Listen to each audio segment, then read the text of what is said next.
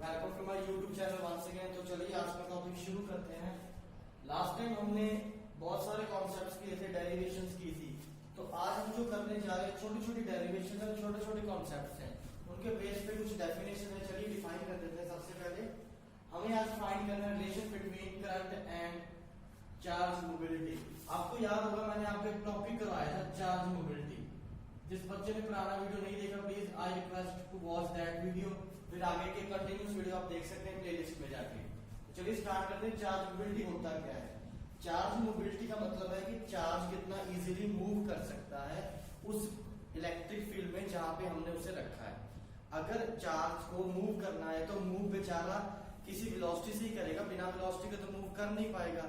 तो अगर किसी चार्ज को भी इलेक्ट्रिक फील्ड में हमने रखा है, उसके पास कोई वेलोसिटी आई है, तो अगर हमें फाइंड आउट करना है कि वो बेचारा कितनी इजीली मूव कर पा रहा है, तो उसको ही बोलते हैं चार्ज मोबिलिटी, जिसका सिंबल होता है म्यू। अगर बच्चों इलेक्ट्रॉन की बात करेंगे तो म्यू के साथ ई आएगा, अगर प्रोटॉन की बात करेंगे तो पी आएगा। मतलब अगर नेगेटिव चार्ज फ्लो कर रहा है तो इलेक्ट्रॉन का ई, अगर पॉजिटिव चार्ज फ्लो करवाना है तो प्रोटॉन का पी आएगा। चलिए शुरू करते हैं डेरिवेशन। करंट का हमने ये वाला फॉर्मूला डिराइव किया था, NEAVD, जिसकी मैंने आपको ट्रिक और इसके साथ वाली ट्रिक्स भी बताई थी। इसकी ट्रिक है वानी, VANE, सीधा करके लिखोगे तो वानी बन जाएगा। तो चलिए आगे जाके मैंने मोबिलिटी की वैल्यू लिख दी फॉर्मूला के बेस पे, drift velocity divide by that electric field. अब हमें दोनों में रिलेशन चाहिए, तो जब भी बच्चों रिलेशन निकालना हो तो पहले दोनों चीजों का फॉर्मूला लिख लो, जैसे कि मैंने लिख लिया। अब देखो अगर फॉर्मूले में कोई चीज सिमिलर है तो उसको क्या करो, या तो इक्वेट कर दो या एलिमिनेट कर दो। इक्वेट का ये मतलब है कि यहाँ से VD की वैल्यू निकाल ली और यहाँ से भी आप VD की वैल्यू निकाल सकते हो NEA को उधर भेज के। तो दोनों को कंपेयर करके left hand side must be equal to right hand side आप लोग रिलेशन डिराइव कर सकते हो। लेकिन अगर उससे रिलेशन ना डिराइव हो तो चुप करके VD की वैल्यू निकाली, यहाँ पे VD दिख रहा है, उस वैल्यू को यहाँ पुट कर दो और आपके पास जो रिलेशन आएगा वही एग्जामिनर ने 2 मार्क्स में एग्जाम में पूछा था CBSE में। लेकिन क्या हुआ कि जब ये रिलेशन आया तो उसके बाद कुछ कॉन्सेप्ट्स और आए कि कंडक्टर्स के लिए तो ये करंट आ गया हमारे पास मोबिलिटी के रूप में, लेकिन सेमीकंडक्टर चैप्टर जब करते हैं तो प्रॉब्लम आती है कि वो सेमीकंडक्टर चैप्टर जो कि हमने लास्ट में जाके करना है तो उसको यहाँ पे अप्लाई कैसे करें। तो उसके लिए मैं वो वाला टॉपिक यहाँ पे खींच के लेके आया हूँ। ध्यान से सुनिएगा कि सेमीकंडक्टर होता क्या है और उसमें करंट कैसे फ्लो करता है। तो ध्यान से सुनिए बच्चों, सेमीकंडक्टर वो डिवाइस है जिसमें वैलेंस बैंड और कंडक्शन बैंड होता है, जो कि मैंने कल वीडियो में आपको बताया था। वैलेंस बैंड वो इलेक्ट्रॉन है जो वैलेंस शेल में मौजूद होते हैं, लेकिन अगर कुछ इलेक्ट्रॉन्स को हमने इलेक्ट्रिसिटी के लिए कंडक्ट करवाना हो, मूव कराना हो, तो वो वाले इलेक्ट्रॉन वैलेंस बैंड से हमने कंडक्शन बैंड में ट्रांसफर करने होते हैं कुछ अपनी तरफ से एनर्जी देके। तो जैसे इलेक्ट्रॉन अपना वैलेंस बैंड छोड़ के कंडक्शन बैंड में जाएंगे तो उनकी जगह वैलेंस बैंड में तो वैसी की वैसी रहेगी, बच जाएगी। जैसे कि आप क्लास में बैठे हो, आप टीचर से कहते हो कि मुझे दूसरी क्लास में कॉपी लेने जाना है, तो जैसे ही आप क्लास से बाहर जाते हो तो आपकी सीट वेकेंट रह जाती है, ताकि जब आप कॉपी लेके आओ तो आप अपनी वेकेंट की सीट को ऑक्यूपाई कर सको। वैसे ही इलेक्ट्रॉन क्या करते हैं, जैसे ही वैलेंस बैंड से कंडक्शन बैंड में जाते हैं करंट कंडक्ट कराने के लिए, तो उनकी वेकेंट स्पेस पीछे बच जाती है। अब वो वेकेंट स्पेस ऐसी होती है कि अगर इलेक्ट्रॉन का नेगेटिव चार्ज है तो वेकेंट स्पेस का पॉजिटिव चार्ज होता है, ताकि वो वाली स्पेस इलेक्ट्रॉन को ही अलाउ करे, किसी पॉजिटिव चार्ज को अलाउ ना करे वहां बैठने के लिए। क्योंकि इलेक्ट्रॉन नेगेटिव है, वो वेकेंट स्पेस पॉजिटिव है और पॉजिटिव और नेगेटिव क्या करते हैं, एक दूसरे को अट्रैक्ट करते हैं। तो इसी कॉन्सेप्ट पे जो वेकेंट स्पेस है उसे साइंटिस्ट ने फिजिक्स में होल्स बोला है, HOLE, होल। तो जो इलेक्ट्रॉन है that is denoted by the negative sign and hole is denoted by the positive sign. अगर होल का चार्ज पॉजिटिव है तो इलेक्ट्रॉन को तो हम E लिख सकते हैं, और उसका पॉजिटिव है तो उसको P लिखेंगे, या तो P फॉर पॉजिटिव या P फॉर आप दिमाग में प्रोटॉन भी रख सकते हैं, क्योंकि प्रोटॉन का भी पॉजिटिव चार्ज होता है।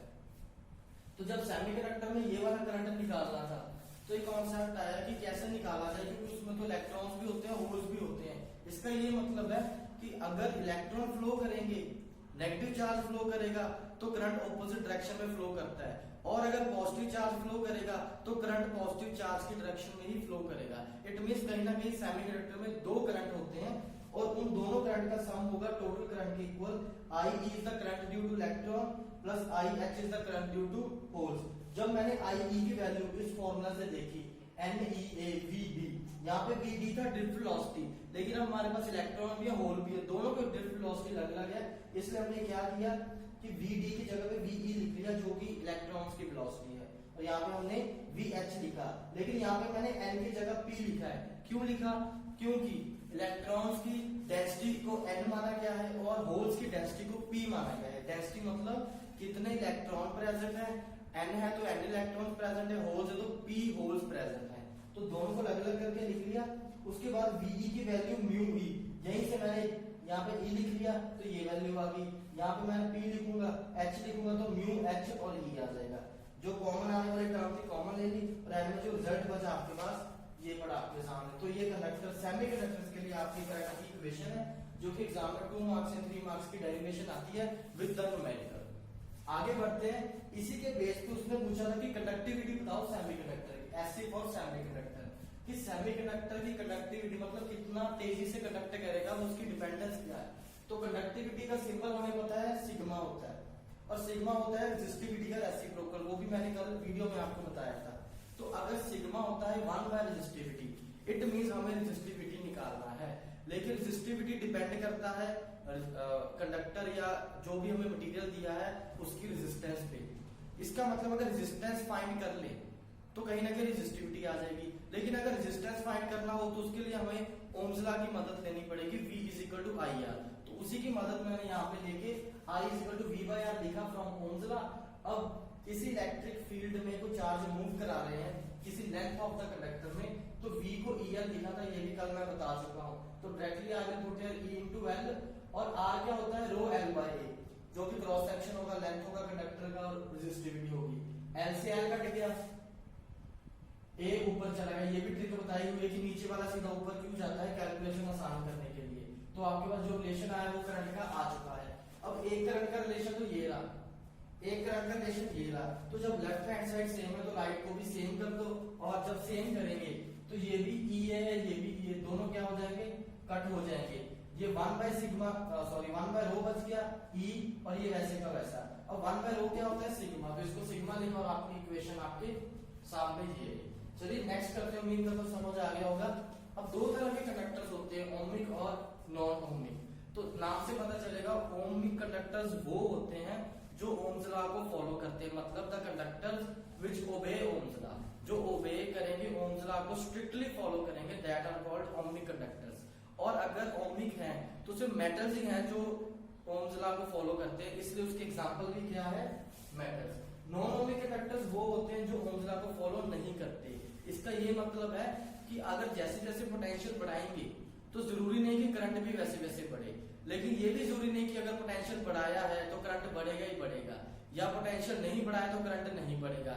इसके बहुत से फैक्टर्स हैं जो कि हम सेमीकंडक्टर चैप्टर में करेंगे। इसलिए semiconductors are the category of non ohmic conductors. इसलिए ये वाला चैप्टर और लास्ट चैप्टर दोनों एक दूसरे के रिवर्स चलते हैं। तो आइए इसकी एग्जांपल लिख लेते हैं नॉन ओमिक की। SC मतलब सेमीकंडक्टर, और सेमीकंडक्टर से ही एक ट्रांजिस्टर्स बनते हैं। ये भी क्या होता है, हम सेमीकंडक्टर में ही सारा स्टडी करेंगे डिटेल में। उसके बाद अगर मैंने बोला कि ohmic conductors strictly ohms law को फॉलो करते हैं, इट मींस जो हम IV ग्राफ बनाएंगे वो एक स्ट्रेट लाइन होगा, जो कि मैंने यहाँ पे बनाया ऊपर लिख दिया ओमिक कंडक्टर्स। तो इसकी रेजिस्टेंस फिक्स होती है, क्योंकि अगर ओम्स लॉ बनाएंगे तो आपकी रेजिस्टेंस कंडक्टर की सेम आती है, और IV भी कैसे, V/I, ओम्स लॉ से आई है V/I, V = IR होता, तो मैंने इसको ऐसे लिख लिया। लेकिन अगर मैं बोलूं कि नॉन ओमिक कंडक्टर्स का ग्राफ कैसे बनेगा, तो बच्चों जिसका नाम ही नॉन ओमिक है, मतलब रेजिस्टेंस वेरी कर सकती है, तो अगर रेजिस्टेंस वेरी करेगी तो उस रेजिस्टेंस का नाम क्या होता है, डायनेमिक रेजिस्टेंस। ये वर्ड याद रख लीजिएगा, एग्जाम में दोनों में डिफरेंस पूछ लेता है, तो उस डिफरेंस को आपने ओमिक और नॉन ओमिक की फॉर्म में ही डिफाइन करना है। जैसे डिफाइन करोगे तो देखिए ये V और I फिक्स थे, जहां भी लोगे एक फिक्स वैल्यू आएगी V और I की, तो हम वहां लिख देंगे। लेकिन डायनेमिक में कुछ चेंजिंग वैल्यू आएगी, क्योंकि रेजिस्टेंस भी चेंज हो रहा है। अगर वो चेंज हो रहा है तो चलिए डिफरेंस के लिए इसको मैं स्मॉल r ले देता हूं, ताकि आपका कंफ्यूजन ना आए कि r था वो कुछ और था। तो इसको स्मॉल r लिखा, जो कि होता है डायनेमिक रेजिस्टेंस। उम्मीद करता हूं आपको समझ आया होगा। आगे का वीडियो हम नेक्स्ट टॉपिक जो भी होगा मैं आपको जल्दी करवाने वाला हूँ। तब तक के लिए अगर वीडियो पसंद आए तो प्लीज लाइक कीजिए और चैनल को सब्सक्राइब कीजिए। वीडियो जितना हो सके शेयर कीजिए। धन्यवाद, फिर मिलेंगे।